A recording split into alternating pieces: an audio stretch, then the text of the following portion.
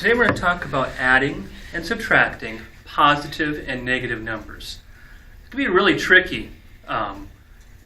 Usually when we add, numbers get bigger, and when we subtract, numbers get smaller. But when we deal with negative numbers, all of a sudden they're going to do crazy things. So today I'm going to talk about a couple of different tools that you can use to help you add and subtract positive and negative numbers. The first method we're going to talk about uses the number line. Numbers to the left always are getting smaller, and numbers to the right are always getting bigger. So let's take a look at a sample problem. Let's say I had 2 plus negative 5. Each part of this problem is going to give me a certain set of directions or steps to follow. Before we get started, we also need to do something very important.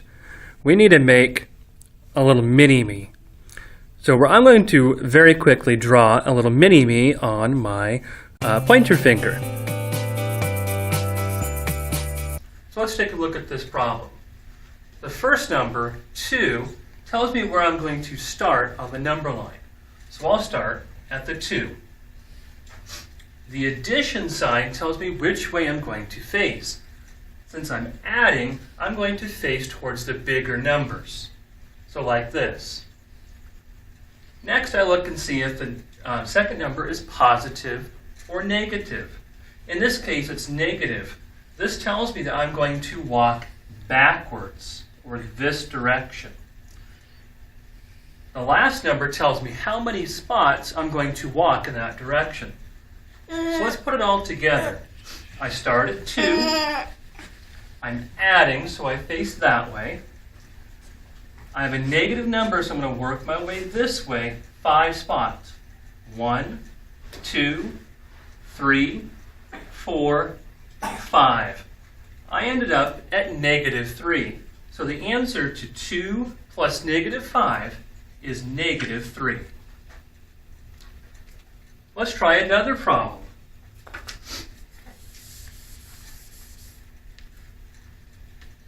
Okay, let's try this problem. Let's start with a negative number this time. Let's say I had negative 3 plus 4. I'm going to start at negative 3, the first number. I'm adding, so I'm going to face this way. This number is positive, so I'm going to go forward 4 spots. 1, 2, 3, 4. I ended up at positive 1. That is my answer. Let's get a little bit trickier. All right, let's try 2 minus negative 2. This one's a little bit trickier. The 2 tells me to start at 2. I'm subtracting, so I'm going to face this way. I have a negative number, which means I'm going to walk backwards 2 spots. 1, 2. I ended up at positive 4. Now this is kind of weird. We're subtracting, but we ended up with a bigger number because we're subtracting a negative. Let's try one more problem. This time everything's going to be negative. Negative 2 minus negative 3. As always, first number tells us where to start. Negative 2. I'm subtracting, so I'm going to face towards the smaller numbers, my left. I have negative 3, so I'm going to walk backwards 3 spots. 1, 2, 3. And I end up at positive 1.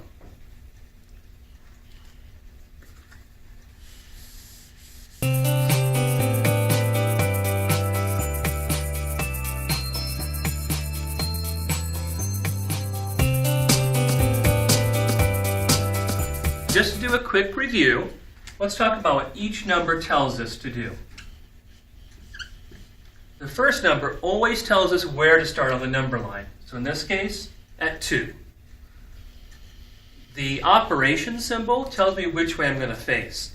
If I'm adding, I always face towards the right, towards the bigger numbers. If I'm subtracting, I always face left, towards the smaller numbers. If the second number is positive, I'm always going to walk forwards. However, if it's negative, I'm going to walk backwards.